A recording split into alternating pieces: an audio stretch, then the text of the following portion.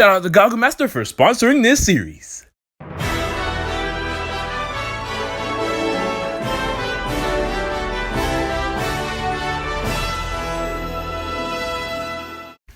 Yo, what's up everyone? Treyman1 here, and welcome back to another Pokémon Journeys anime review. Today we're covering episode 36. This episode was much better than last week's, definitely. Like, this feels like this was the true episode that needed to come after Ash lost to Bia. And I gotta say, this was a great episode for Go. I really do love the development for Go's character. For Ash though, I'm still kind of iffy. I'll get more into that later, but let's go ahead and get into my thoughts. For starters, I just want to say I'm so glad that we're finally getting to see Ash train after losing to Bia. That was one of my issues with the last week's episode where, Ash loses to Bia. He's like, I want to get my revenge. And then they just go to the Pikachu area. So I love that this episode started with Ash, Pikachu, and Riolu training to get ready for their rematch. But that's also where an issue kind of comes in because it's just Ash, Pikachu, and Riolu. My man, where's Farfetch? I know Dragonite and Gengar didn't lose. But come on, train the whole team. At least bring Farfetch, at least. Because, just like Riolu really wants to get his revenge, I'm pretty sure Farfetch does as well. This is where Ash gets into a couple of World Championship battles to try and raise his rank. And ironically, he fights against some more octopus-like Pokemon. First, he fights Octillery, and Riolu ends up getting destroyed, and he goes down to 975, which kind of shocked me. I was like, okay, he's going down pretty low. My theory was that after he lost the second fight, he was going to go down to like 999, be right before going down to the, normal class, which would have been hit Ash hard. But no, Journeys took it a step further. He fights a Tentacruel trainer, which I do find it so convenient how he's fighting these octopus Pokemon. And he actually goes down to 1021. He drops back to the normal class, which, oh my goodness, this really threw me by surprise. I did not expect to see Ash go down to the normal class. This makes a lot of sense why he's depressed. And I got to say, this was a great move for the series to drop him down to class like this. To really make the impact of him losing feel much bigger. And this is where Ash gets completely devastated. And he's like, oh, how am I ever going to get to Leon? Getting to Leon is like a lost dream now. And, okay, Ash in this episode, I'm kind of back and forth with. I like some of the things they did. I love, he's training. I love that they brought him down to the normal class. But then there's stuff like, this line that he says, Leon is now just a lost dream.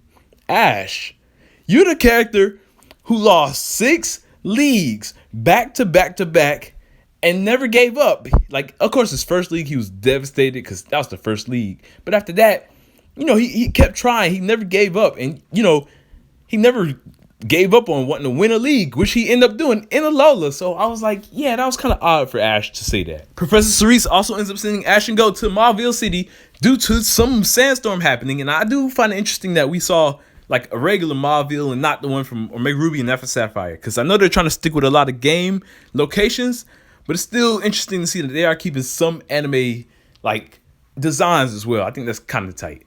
And I got to say, when we go to Mauville, which we've been to Hoenn more times than we've been to Galar. Wow, that's kind of actually amazing to me. But this is where Go really begins to shine. Go ends up catching a Trapinch and its evolution. The Trapinch to save some people who almost got eaten by this thing. For crying out loud, the Dex literally said it waits in sand tombs and basically waits for people to come down so it can eat them, which is an actual Dex description. So I like that they're staying true to the Dex. And its evolution was just causing some loud sounds, and Go ends up catching them. I know people don't like the way Go catches. Yeah, these weren't your favorite catches, but here's the thing. These are like the pre-evolutions to the big threat. So I do like how, he was able to catch these two a bit easier, but when he got to the big threat, being Flygon, he had to throw down in battle. And this battle with Flygon, I gotta say, really shows just how far Go's characters came in just these 36 episodes. I remember when I made my Go video, I was discussing how Ash has been helping Go. Go's been learning all these things from Ash, which, I do recommend you guys check that video out. And yeah, like how Ash is kind of like the Brock figure now, and Go is the Ash, where he's learning things from Ash. A lot of people were kind of upset though, because they're like, Go relies too much on Ash. But this episode really shows that Go got it. He uses Sobble and Raboot, and unfortunately, since Ash is so out of it, he's making really bad mistakes. For example, Thunderbolts into Flygon, which is a ground type. And he's too scared to fight close up now after fighting against Grapple. Like, all he does is just shoot some vacuum waves. So Ash isn't doing this thing, but Go actually is strategizing. He's using Sabl's water to make the sand a bit harder so that he can get rid of the sandstorm. And just so many amazing strategies to fight off this Flygon. All by himself, mind you. Yes, Ash's Riolu did do a bit of damage, but this was mostly Go's focus. And throughout this whole battle, we just see Ash, getting so beat up. He's like, dang, what to do? He doesn't know what to do. He's like, yo, we shouldn't fight up close. But Go's like, come on, Ash, we got this. This is where he comes up with this really cool strategy and actually mentions, I learned this strategy from Ash. Man, I thought this was going to be a nice scene for a flashback to X and Y because, oh my goodness, this scene really got me. Go uses the rock climb strategy that Ash learned back in X and Y to defeat this Flygon. And I'm just sitting here like, yo, like, I didn't even think about it. For one, he kind of used two strategies from Ash. He used the Sabo water gun. That's the same thing that Ashwa did in the clay battle. And he uses rock tomb climb to defeat Flygon. And, Ash is just sitting there like, whoa, that was a great strategy. Goes like, I learned that from you. Like, I'm like, oh, that's so amazing. I really love the continuity in the series. Back in episode 7, we literally seen a strategy from the Alola League. Pikachu used the Electro Web Iron Tail strategy that he used to defeat Savali against Mighty Edda. So the continuity is so great, and I'm loving that Go's actually taking what he's learned from Ash and finally using it on his own. Like, this is what people really wanted to see, Go shine without Ash, and they gave that to us in this episode. The way Go finishes off this Flygon is spectacular as well, using Ember on Draco Meteor. So basically one of the meteors from Draco Meteor, as he was climbing up them, he ended up kicking it like an Ember kick and ended up shooting basically a Draco Meteor and an Ember together to defeat this Flygon. That was so amazing of Go. And, I'm like, yo, Go is actually getting really good.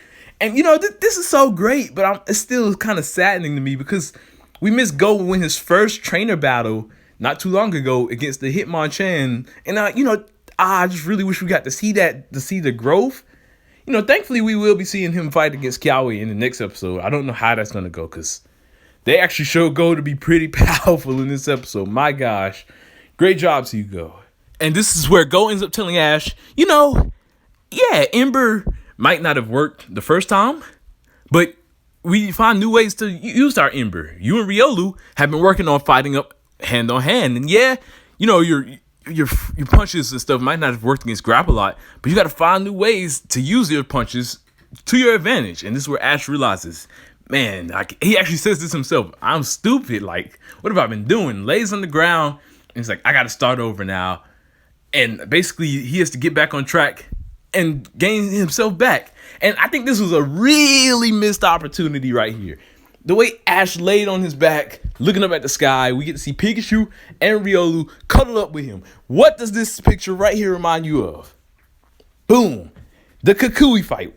The minute that Ash won that fight, he laid down like, wow, we really did it. And Pikachu laid up with him, and we got to see Tapu Lele fly across the sky. I really thought this was about to be a great connection to the Alola episode, because as we know, next week we are going back to Alola. Here's what I would have did for this scene. I would have Ash and Pikachu and Riolu laying down, Ash looking up at the sky, him saying this stuff like, I got to start over. And as he looks at the sky and looks at his Pokemon, he just has a quick flashback to that moment when he won the league and won against Kukui, and he was laying with Pikachu, seeing Tapu Lele. Like, that's it. I got to go back to Alola. I got to get back to, the place that made me happy so that I can finally do what I did back then and win again. Like, that would have been such a nice tie-in, but unfortunately, they didn't do that. Which, yeah, I know that this wasn't the case and this wasn't what happened. And from the preview shows, it looks like the reason that they're going to Alola is so that Go can see Alolan Executor since he's getting the Cantonian one, which, that's cool and all. I get it. They want to do episodic this series. But if this was following the traditional route, that would have been such a perfect tie-in.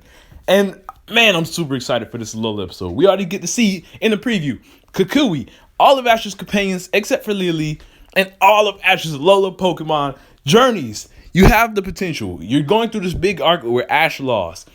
Please have his old Pokemon train with his new Pokemon. Like, have the Alola team, the team that won him the league, pass down, some strategies to this team. We can literally see Dragonite and Rowlet, the two OP beasts, the ones that everyone doubts but always pull through. Dragonite, Gengar and Incineroar. The two that had a tragic past, but turned out to be some super powerful Pokemon. Gengar really needs this development. Obviously, we probably see Riolu and Lycanroc, since they're both the aces, they're both dogs, and I can see Lycanroc teaching Riolu a lot of new things. And last but certainly not least, Melmetal and come on. I could see a cool thing where, as we know, Farfetch is struggling with his Brutal Swing, and Melmetal was struggling at one point with his Double Iron Bash, and the two could train like that. But yeah, this was a great Go episode. Unfortunately, the Ash parts were kind of to me, but hopefully it'll all pay off once we get that Bia rematch finally. In the comment section down below, let me know what y'all thought of this episode. I'd love to hear. And are you as pumped as I am for Alola? Get ready to hear me say that again at the beginning of next week's review. Thank you all for watching. I hope y'all enjoyed. Don't forget to leave a like and subscribe. TreyMan1. Peace out.